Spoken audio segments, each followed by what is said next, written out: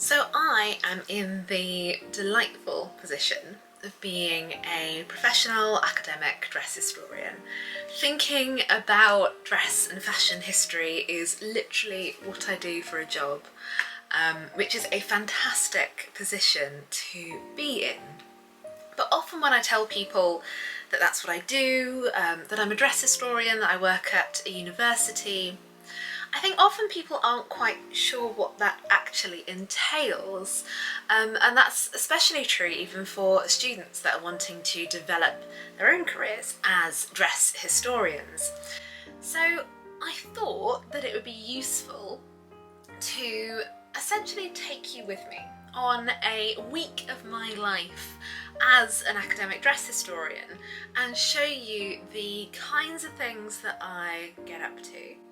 And also the range of different things that I get up to. Because you might think, especially working in a university, that the majority of my time is spent teaching.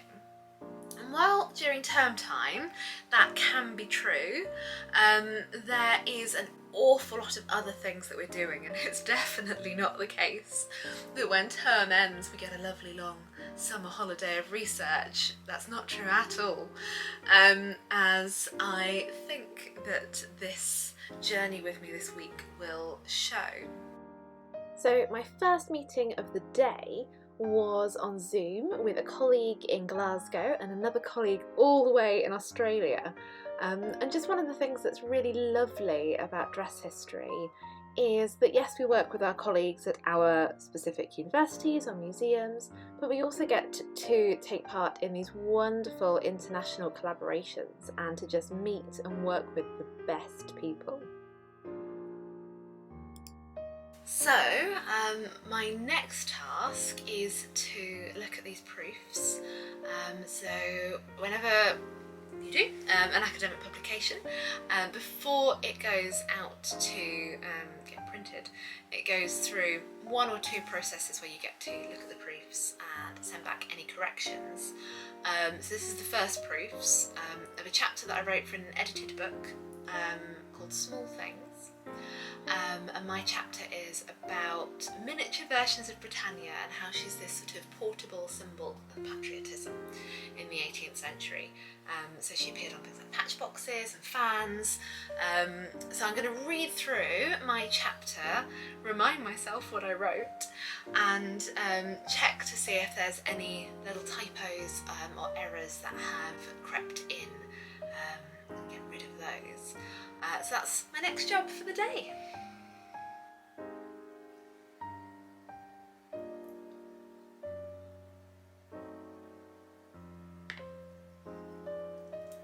Okay, proof's done, all good.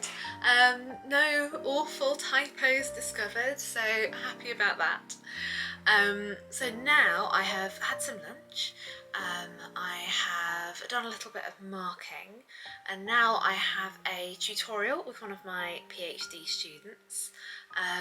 So you can watch me in fast motion enthusiastically wave my arms around while listening to what she's been getting up to. And then I'll probably do some more marking, and then check in with you at the end of the day.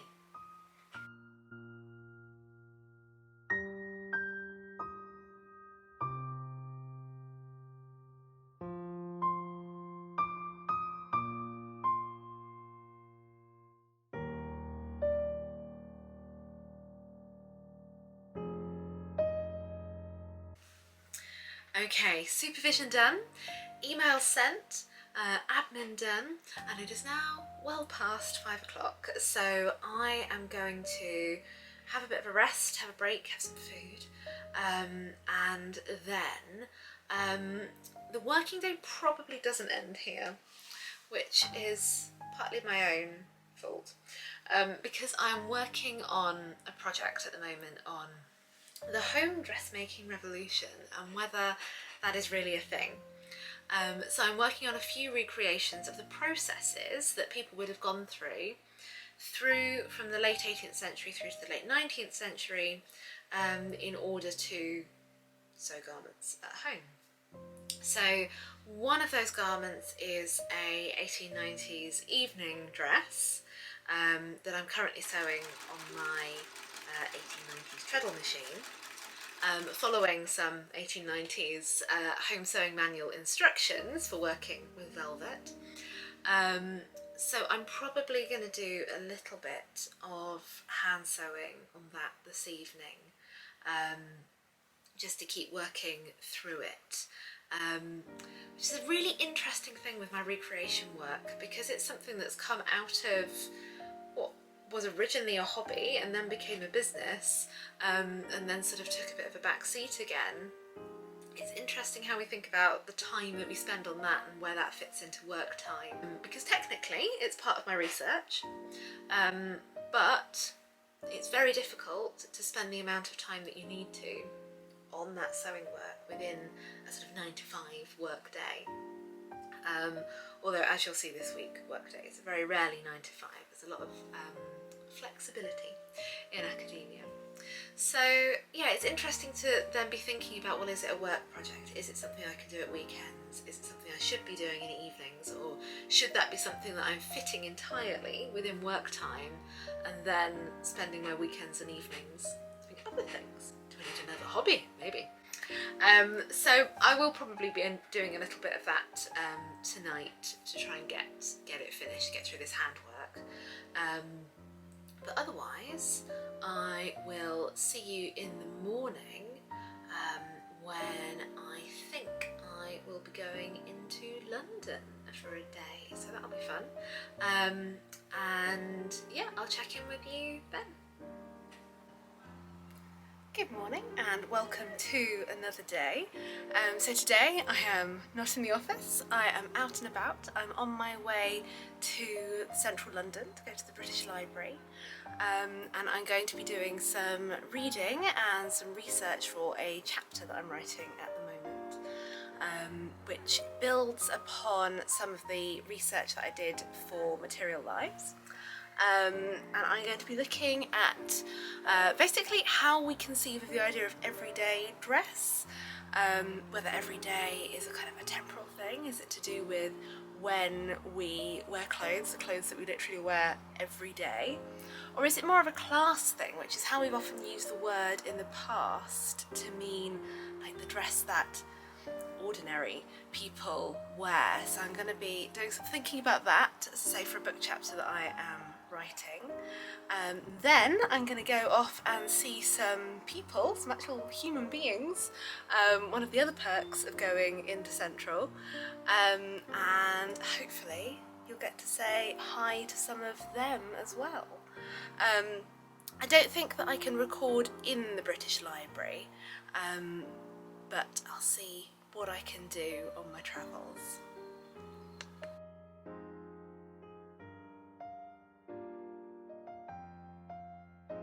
So, update. Had a very productive morning at the British Library.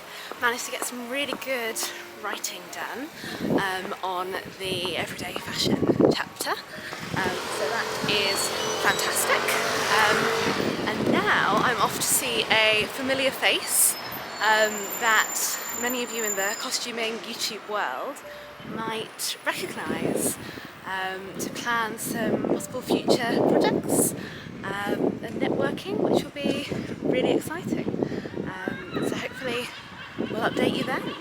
Hello. Hi. So as I said, now we have a familiar face.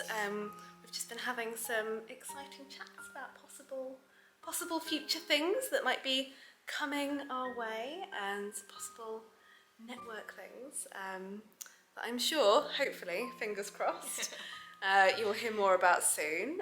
But for those of you that, like the one or two people watching that might not know who this wonderful human being is, do you want to tell the good people at home who you are? Hi, I'm Bernadette Banner. I also have a channel here on YouTube. Bernadette is like a fantastic YouTuber. She does an amazing job of translating all of the kind of making-y things that we as dress historians do for people to understand and watch. And it's, yeah, she's very brilliant. So is this one. You should buy the book. Material Lives, link down below. Much better YouTuber than me, says all the things. Like, subscribe, etc. So yeah, we've just been having some nice chats about some future things, and yeah, been lovely as always. Spilling the tea. Yes, much tea, always much tea. Okay, next stop. So I had such a lovely time with Bernadette, catching up and chatting about our future collaboration plans. I realise this sounds very mysterious, but we're applying for some things, so we've got to hope that they come to be, that we get the funding that we need to make things happen. If they do happen, it'll be very exciting.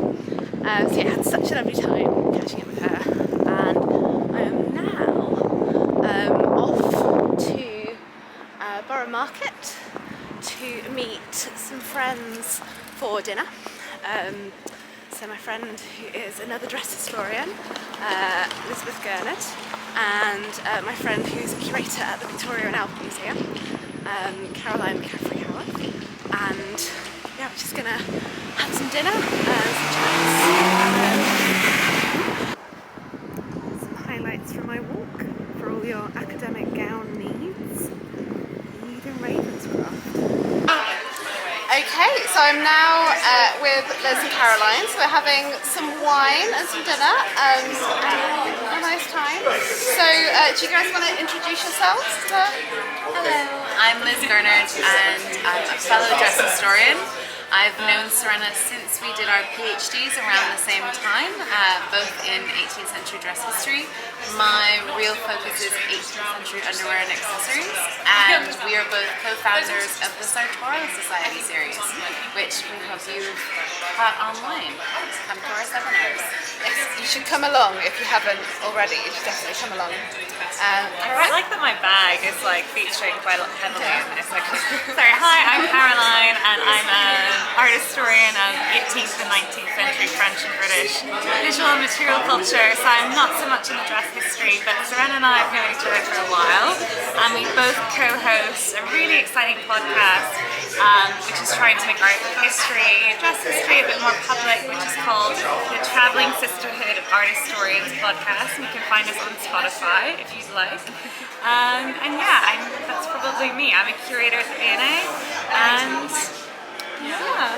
We've had some excellent product placement with the Sartorial Society and the Travelling Sisterhood podcast, so check those out. And the bag, which is Yoshi bags. Not sponsored. The Jane Austen version. So yeah, so we're going to have probably some wine and some more food, and yeah, have some chats. We'll talk shop. Yeah, we will indeed both talk shop and yeah, have that nice crossover between socialising and our professional worlds, which is really lovely. So that's probably it for tonight now, and I'll catch you tomorrow. Okay, good morning.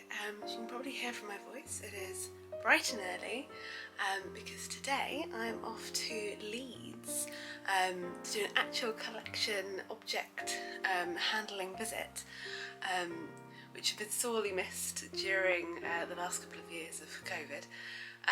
But yeah, I'm going to look at a dress, well, multiple dresses, but one dress in particular that is kind of central to the book that I'm writing at the moment called Labour of the Stitch, which looks at basically the power of hands and how dress was made in the 18th century, and I'm going to be recreating a dress based on one of the dresses at Leeds, so I'm going to be going and spending some time with that, so it's going to be great fun. Not sure if I'm going to be able to film in the collection, we will see. If I can, I absolutely will. If not, then I will catch up with you afterwards when I get home. But yeah, so I'm really excited about today. It should be a really, really good day.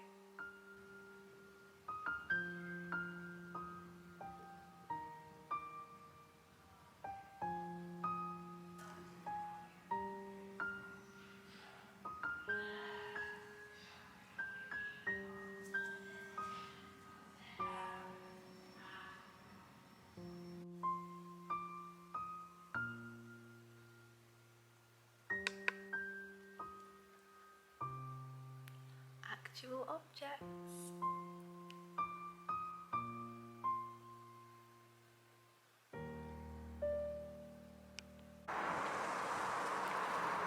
So I'm all done. I had a super lovely day here in Leeds, and now I have to get home. I'm very tired, so I'll keep this one short, but yeah, I'll catch up with you tomorrow. Okay, welcome to Friday. So today I'm off on another little research trip adventure. This is more researcher labour of the stitch. So I'm going to Snows Hill Manor, which is where the Snows Hill collection has just been moved to. It used to live at Berrington Hall, and now it's moved back to Snows Hill Manor.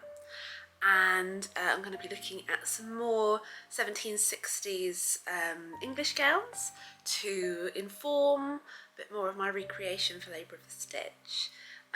So that is where I'm off to today.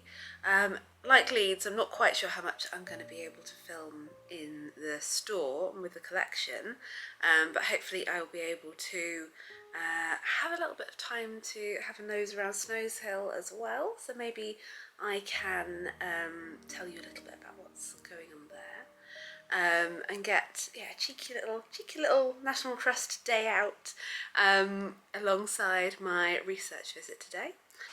Okay, so I've finished the research visit. I will put some nice photos of what I was looking at here. But basically I was looking at more 1760s English gowns, and then two sneaky ones, one that was a 1740s, 50s, slightly earlier English gown, and then one that was the gorgeous 1770s gown that's in Janet Arnold's Patterns of Fashion, with the lovely serpentine pink trim at the front and the buttons down it. Again, images here, I'm sure. And they were just wonderful, and really useful for the book. You think you've seen everything that you can of a 1760s English gown, and then you realise they're all made completely differently, in entirely different ways, but in kind of subtle little details of how they're put together. So that was fantastic. I've taken some patterns and some notes and some photos, so that will all be really useful for labour of the stitch. So now I am wandering through the lovely Cotswolds countryside, because I'm going to go to actual Snows Hill Manor, and have a little look around the house of Charles Wade, who was the guy who collected all of the garments that are now in the Snows Hill costume collection.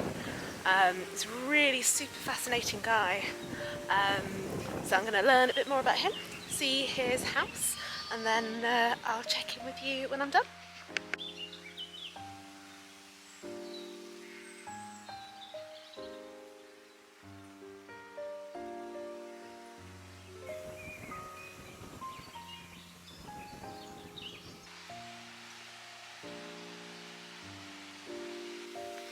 Okay, so I've been having a little look around the gardens and the grounds, which are beautiful, and it's such a lovely day. I'm so lucky to have come with such wonderful weather, which is not always the case in the UK. So Charles Wade was this fantastic guy who basically, he was a craftsman, he was an artist and a collector, and the house is more about kind of him as a creator and as a collector, rather than necessarily as a museum. So I'm really looking forward to seeing that. There's been some lovely boards on the way up to the house to tell me a little bit more about him. It's been really lovely.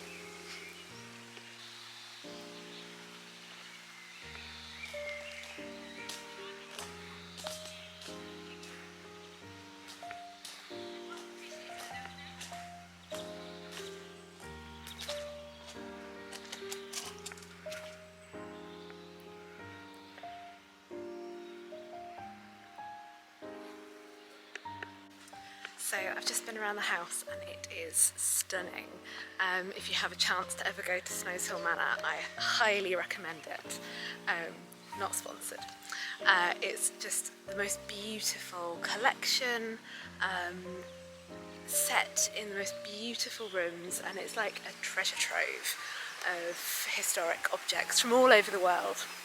And one of the things that they did particularly well is the interpretation around where this money came from, essentially. So Charles Wade's family were enslavers, but Charles Wade himself was actually of mixed race heritage. His grandmother was originally an enslaved person in St Kitts, but Wade's grandfather married her, brought her and their children over here to England, so it's a very complex and nuanced story, but they've handled that really well in the interpretation, I thought, or at least they're sort of facing up to the challenge of how to include that in the interpretation. It's really beautifully done. And I think St Kitts was really important to Wade as well, and he wrote some beautiful poetry reflecting on the labour of the enslaved people that had gone into that past. So it's really complex, really nuanced, really thoughtfully done by the National Trust there. Okay, so I'm back in the car. I'm gonna head home now. It's been a really wonderful day. It was lovely to get to see objects at Leeds, but it's even lovelier to get to see objects in a National Trust house and to get to tag a little bit of a day out onto a day's research, which is lovely. And part of what was so lovely about going round Snows Hill Manor as well was that there's the costume room. So Wade used to dress himself in some of the garments that he collected, which, you know, today is something that conservation and curatorial practice would very much not allow. But it's a fascinating part of their history, and seeing this room that he created to store and display the historic dress and accessories that he collected in was really fantastic. And around the house and the interpretation as well, they had little snippets of quotes from Wade reflecting on his thoughts about the things that he collected, including the dress, which was really, really wonderful to take that in as well. So I think that that's a really important part of research, is not to just sort of hurriedly go, I'm going to look at 10 dresses and I'm going to take patterns from them all and I'm going to take detailed notes about everything. But it's also these opportunities to step back and to experience the environments and the spaces in which one part of that garment's afterlife was created. Because obviously, yes, they're 18th century dresses, but they're also dresses that were collected by Wade that had this afterlife in his sort of dressing up collection. And yeah, experiencing that space, experiencing the spaces that Wade created was really important, I think. So yeah, it's important to take that time when you're researching to have space to reflect and to experience as well. So that's my takeaway from today. Okay, so I will see you back at home. So there is a week in my life. This is very much a outside of term time week, so perhaps I will put together another week in the life during term time so you can see a little bit more how those rhythms of academic life play out. So if you have ever wondered what it is like to be a dress historian, hopefully you now have a sense of that mixture between working at your desk, being out at places like the British Library and talking with colleagues and friends, and of course actually getting hands-on with garments.